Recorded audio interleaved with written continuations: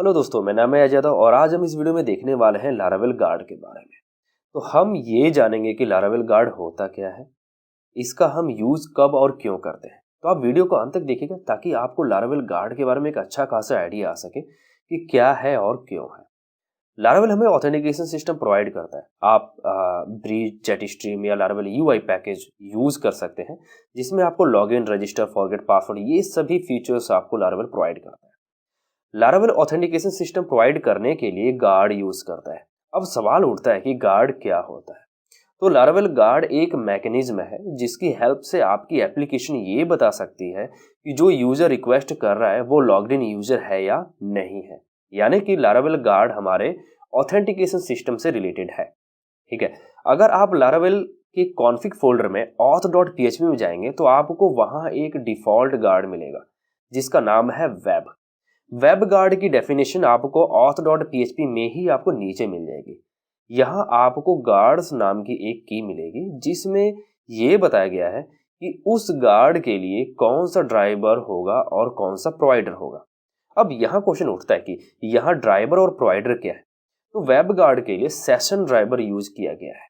मतलब web guard की help से अगर आप लॉगिन होते हैं तो आपकी लॉगिन डिटेल सेशन के अंदर स्टोर की जाएगी और प्रोवाइडर हमें ये बताता है कि जो लॉग्ड इन यूजर है उसकी डिटेल कहाँ से उठानी है, डेटाबेस से उठानी है या किसी अदर स्टोरेज से उठानी है। अब अगर हम प्रोवाइडर की को देखें तो हमें यूजर्स की के अंदर ड्राइवर और मॉडल मिलते हैं जिसमें ड्राइवर आपका एलोक्वेंट है और मॉडल में आपके यूजर्स मॉडल का पाथ दिया गया है। ये प्रोवाइडर हमें ये बता रहा है कि आप लॉग्ड इन यूजर की डिटेल यूजर मॉडल से उठाओगे और एलोक्वेंट आप यूज करोगे, है ना। तो नीचे एक और की है जो कि कमेंटेड है। यदि आप एलोक्वेंट यूज नहीं करना चाहते हैं तो आप डेटाबेस ड्राइवर ऑन कर सकते हैं और उस टेबल के नाम को यहाँ पर आप ऐड कर सकते हैं। But Laravel default eloquent use करता है तो इसकी वजह से ये चीजें हमारी कमेंटेड है। बट लारावेल ऐसा फीचर देता है कि आप एलोक्वेंट यूज नहीं भी कर सकते तो आप डेटाबेस आप ड्राइवर यूज कर सकते हैं। तो अभी तक हमें लगभग लारावेल गार्ड के बारे में जान लिया है कि क्या है और क्यों है। अब सवाल उठता है कि यदि हमें एक न्यू गार्ड क्रिएट करना हुआ तो क्या करेंगे और जो न्यू गार्ड हम क्रिएट कर रहे हैं वो क्यों कर रहे हैं। तो हमें न्यू गार्ड क्रिएट करने की जरूरत क्यों पड़ती है, सबसे पहले इस चीज को देखते हैं।